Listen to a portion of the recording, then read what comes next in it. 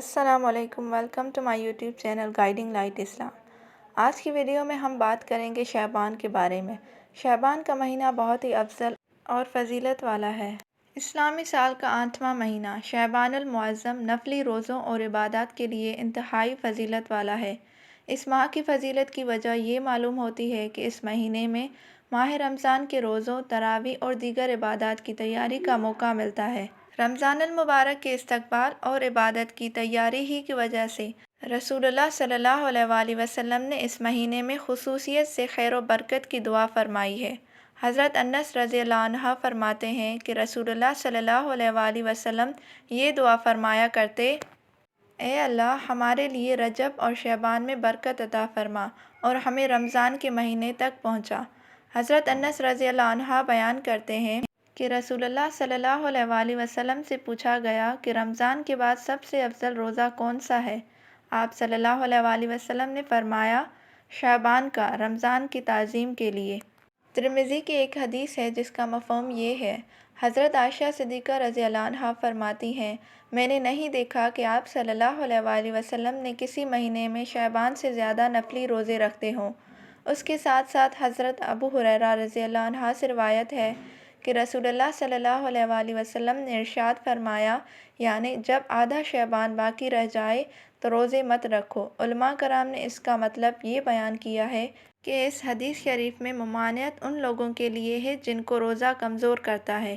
ایسے لوگوں کو یہ حکم دیا گیا کہ نصف شعبان کے بعد روزے مت رکھو بلکہ کھاؤ پیو اور طاقت حاصل کرو تاکہ رمضان المبارک کے روزے قوت کے ساتھ رکھے جا سکیں اور تراویح و دیگر عبادات نشاط کے ساتھ انجام دی جا سکے۔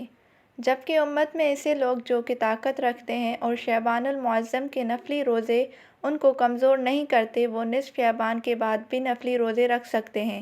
حکیم علامت حضرت مولانا محمد اشرف علی تھانوی رحمۃ اللہ فرماتے ہیں، میرا ذوق یہ کہتا ہے کہ رمضان المبارک میں شب کو جاگنا ہوگا۔ شعبان المعظم کی شبوں میں جاگنا اس کا نمونہ ہے اور شعبان المعظم کے نفلی روزے رمضان المبارک کے فرض روزوں کا نمونہ اور عادی بنانا ہے۔ اور آدھے شعبان کے بعد روزوں سے جو منع فرمایا گیا ہے، یہ در حقیقت رمضان المبارک کی تیاری کے لیے فرمایا گیا ہے، یعنی کھاؤ پیو اور رمضان کے لیے تیار ہو جاؤ اور یہ امید رکھو کہ روزے آسان ہو جائیں گے۔ حضرت عائشہ صدیقہ رضی اللہ تعالیٰ عنہا فرماتی ہیں، میں نے ایک رات نبی کریم صلی اللہ علیہ وآلہ وسلم کو اپنے بستر پہ نہ پایا تو میں آپ صلی اللہ علیہ وآلہ وسلم کی تلاش میں نکلی۔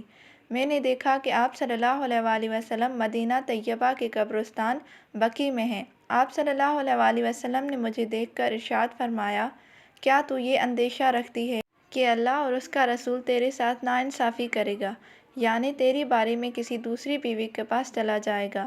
میں نے عرض کیا کہ یا رسول اللہ صلی اللہ علیہ وآلہ وسلم، مجھے یہ خیال ہوا کہ آپ اپنی کسی دوسری بیوی کے پاس تشریف لے گئے ہوں۔ آپ صلی اللہ علیہ وآلہ وسلم نے ارشاد فرمایا، اللہ تعالیٰ شعبان کی 15ویں شب میں آسمان دنیا پر نزول فرماتے ہیں اور قبیلہ بنو کلب کی بکریوں کے بالوں سے زیادہ لوگوں کی مغفرت فرماتے ہیں۔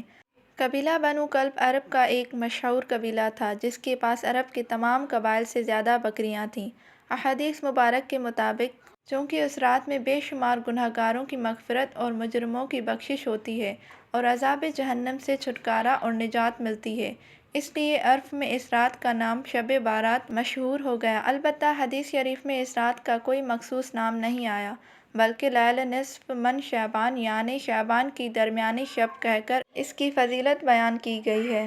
ہمارے رسول اللہ صلی اللہ علیہ وآلہ وسلم نے شعبان کے مہینے کی آخری تاریخ میں خطبہ دیا اور فرمایا، اے لوگو، تم پر ایک عظمت و برکت والا مہینہ سایہ فغن ہونے والا ہے۔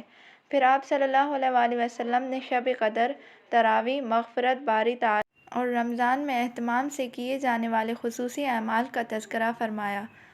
بارگاہ الہ میں دعا ہے کہ اللہ رب العزت ہمیں اس ماہ مبارک میں زیادہ سے زیادہ عبادت کرنے والا بنائے اور رمضان المبارک کے استقبال و عبادات کے لیے تیاری کی توفیق عطا فرمائے، جو کہ ہمارے گناہوں کی مغفرت اور اللہ تعالیٰ کی خوشنودی کا ذریعہ بنے۔ آمین۔ جزاک اللہ خیرا و کثیرا۔